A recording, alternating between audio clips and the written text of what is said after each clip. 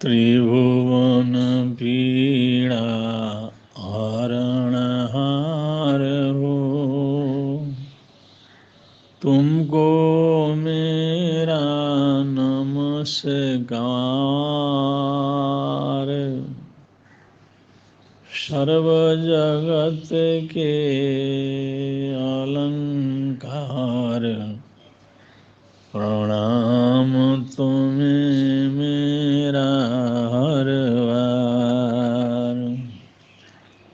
तीन जगत के नाथ आपके, चरणों में जाऊं बलिहार।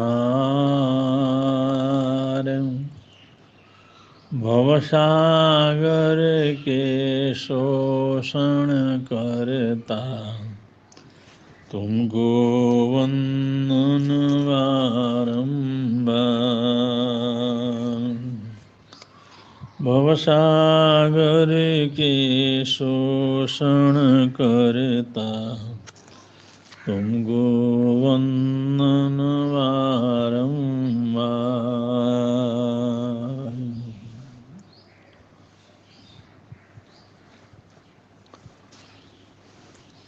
मनुष्य जीवन की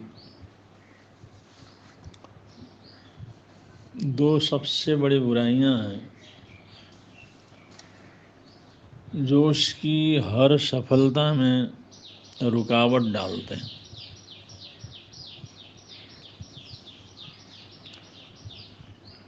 इसलिए प्रभु परमात्मा कहते हैं कि हम ही हमारे जीवन के सबसे बड़े शत्रु हैं, कि हम स्वयं अपने जीवन की कामयाबी में रोड़े बन करके खड़े हो जाते हैं।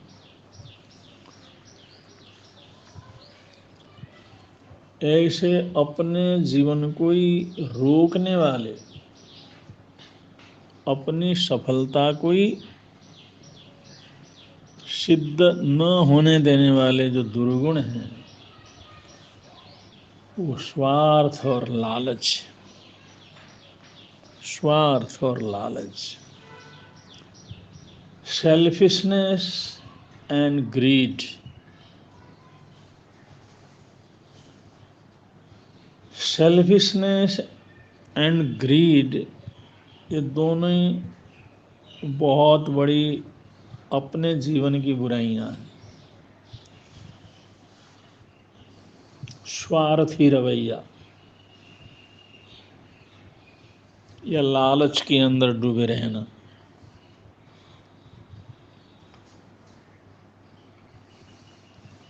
स्वार्थी रवैया अपनाने वाले लोग, स्वार्थी वृत्ति वाले लोग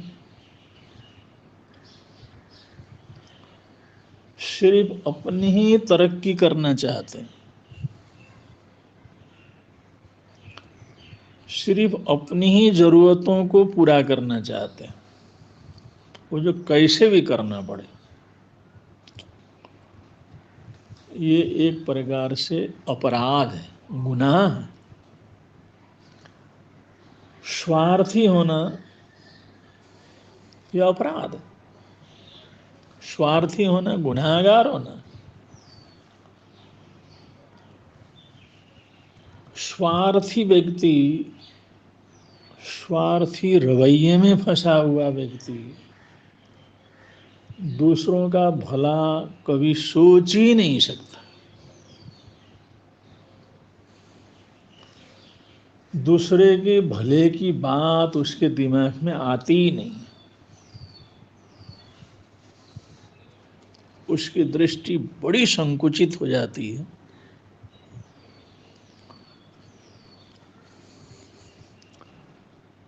उसका जीवन बहुत क्षुद्र हो जाता है, उसके जीवन की सीमाएं संकुचित होती चली जाती हैं।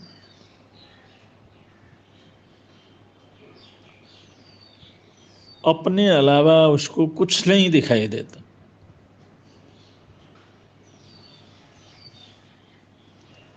ऐसी वृत्ति को स्वार्थी वृत्ति कहते हैं।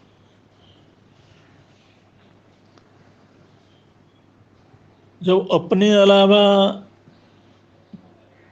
कुछ दिखता ही नहीं है, किसी की औरों की जरूरत की सोच ही समझ में नहीं आती,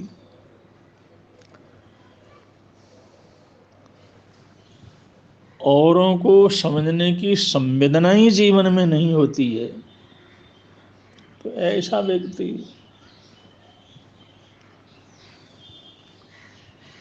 इंसानियत के धरातल के ऊपर कैसे खरा उतर सकता है। इसलिए वो शकलते से तो इंसान होता है, शकल से तो मानव होता है, लेकिन वास्तव में मानव नहीं होता, मानवीयता उसमें नहीं होती।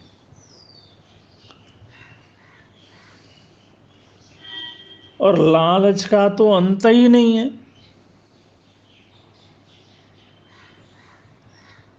का ला लोहो पवड्डई, जितना लाभ हो जाए उतना ही लोभ बढ़ता चला जाता है। इच्छा हु आकाश समा अनंती, या इच्छाएं, अपेक्षाएं, ये तो आकाश के समान अनंत होती हैं। तो लालच का तो कोई अंत ही नहीं, उसकी कभी सीमा ही नहीं आती, वो तो फैलता चला जाता है।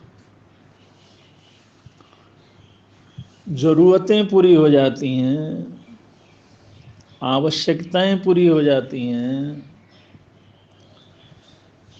लेकिन लालच कभी पूरा नहीं होता।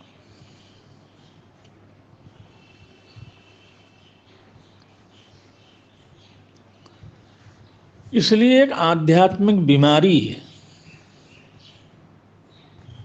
इसे आत्मा की टीबी, आत्मा का कैंसर कहा जा सकता है।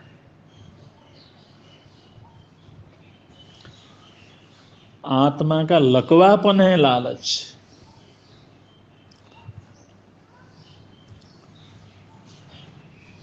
क्योंकि सब कुछ पूरा होने के बावजूद भी उसकी लालसा खत्म नहीं होती, उसके लिए कुछ भी करने के लिए तैयार हो जाता।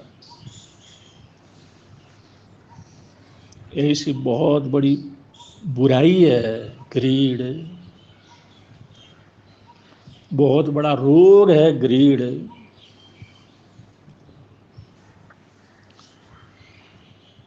कि हमारे जीवन में जो लालच है उसको पहचानने के लिए क्या कर सकते हैं। जिस चीज की हमारे लालसा है, जिसे हम पाना चाहते हैं, जिसकी इच्छा करते हैं, उसे पाने की मेरी औकात है। पहले तो ये सोचना कि मेरी औकात है उसको प्राप्त कर सकूं, या उसके लायक मैं हूं, उसको प्राप्त करने की योग्यता मेरे अंदर है, ये हम सोचें। दूसरी बात, जिसमें हमारा ग्रीड है, लालच है, वो सोचें सचमुच उसकी मेरे को जरूरत है, सचमुच उसकी आवश्यकता है,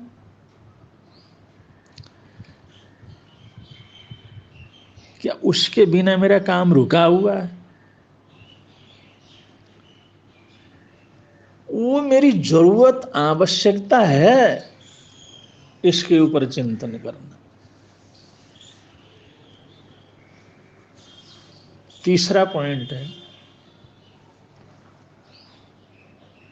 जिसके प्रति हमारा लालच है, लोभ है, सोच है, वह मिले तो दिल दिमाग में शांति छा जाएगी, परम शांति मिलेगी।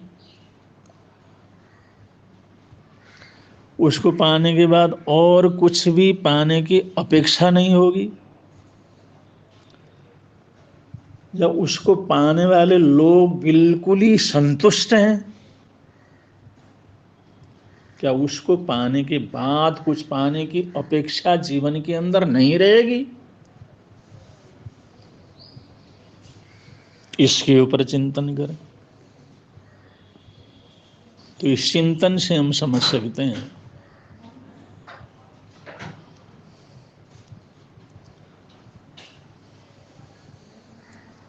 और जीवन में स्वाभिमान की कमी के कारण से लालच पैदा होता है।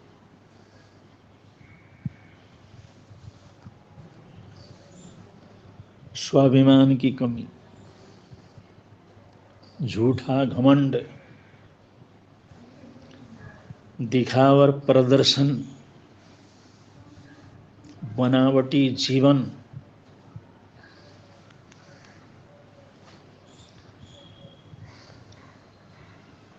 ये सब ऐसी प्रवृत्तियां हैं जिनसे लालच को हवा मिलती रहती। कोई महत्वाकांक्षा, कुछ पाने की अभिलाषा कोई बुरी नहीं है, अगर उसके लक्ष्य सुंदर हो, सर्व कल्याण की भावना हो, बांटने की प्रवृत्ति हो, सर्वोदयी भावना हो, तो उस पाने को बुरा नहीं कहा जा सकता। वो महत्वाकांक्षा अच्छी है, एम्बिशन बुरा नहीं है। लेकिन हमारे उस इच्छा में अगर स्वार्थ भरा हुआ है, सिर्फ मैं ही उसमें हूं,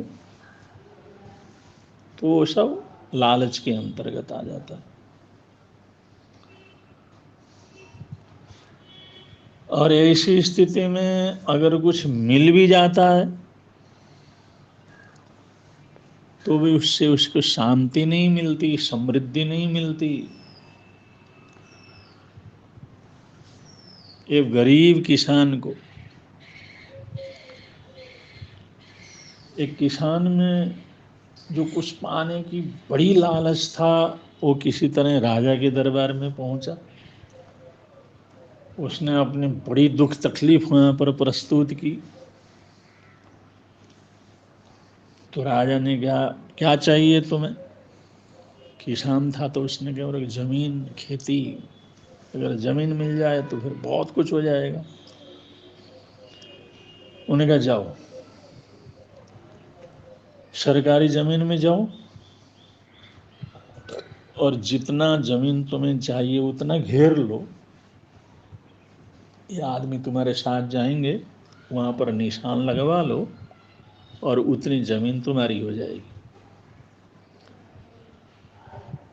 अवसर मिला, लेकिन लालच बढ़ता चला गया। जहां लाहो तहां लो। वो सोचने लगा, भाई इतने से तो कम रहेगा, और इतना जरूरी है। फिर चलते चलते वो दौड़ना शुरू हो गया। साथ वाले भी परेशान हो गए। उन्होंने कहा, अरे कुछ खा ले, कुछ पी ले, कुछ सुस्ता ले, अरे इतना कुछ सहने जो है, अरे इतना क्या घेरेगा। उन्होंने कहा, अरे तुम्हें नहीं पता ये मौका कब कब मिलता है। और भागता चला गया। उन्होंने कहा, भाई सूर्यास्त तक जो भी तुम घेर सको वो तुम्हारे को हो जाएगा। ऐसा था। लेकिन वो लालच के वशीभूत होकर के, उसकी आवश्यकता तो नहीं थी, उसको लालच थी, स्वार्थ था। इसलिए ऐसा भागता चला गया उस घेरने के चक्कर में। और यही नहीं पता लगा कहाँ से कहाँ पहुँचने पर वो घिरा जाएगा। लेकिन उस छोर के ऊपर पहुँचना तो बड़ा मुश्किल का ही काम हो गया। कहाँ तक भागा ये भी अनुमान नहीं हुआ। लेकिन वो भूख और प्यास और तकलीफ और परेशानी, वो भागम भाग में वो घोड़े के ऊपर बैठ करके चलने वाले जो राजा के सेवक थे वो भी थक गए। उन्होंने भी बहुत कोसा, लेकिन ये भागता रहा और इतना भागा, इतना परेशान हुआ। और देखा भाई सूर्य अस्त होने वाला है। सूर्यास्त तक अगर जो है तूने उस छोर तक नहीं गया तो कुछ नहीं मिलेगा। उसको और तकलीफ हुई और भागा। और उस भागने भागने में ऐसे शरीर का पानी सूख गया, गला सूख गया, तकलीफ हो गई। और वहां से गिरा और बेहोश हो गया और वहीं मर गया। कुछ नहीं मिला।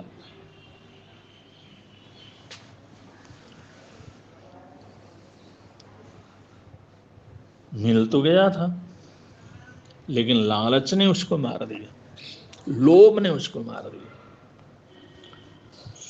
इसलिए सेल्फिशनेस एंड ग्रीड ये जीवन के बहुत बुरे जो है दुर्गुण हैं। इनसे जितना बचाव हो उतना ही जीवन सुखी रहता है। इन चीज़ों से बचने की ही कोशिश करनी चाहिए। जो ऐसा करेंगे यहाँ भी आनंद रहेगा, परभव में क्या आनंद रहेगा। इन्हीं मंगल कामनाओं के साथ, इन्हीं सद्भावनाओं के साथ अपने वक्तव्य को विराम दे रहे हैं। बोलिए भगवान महावीर स्वामी की जय।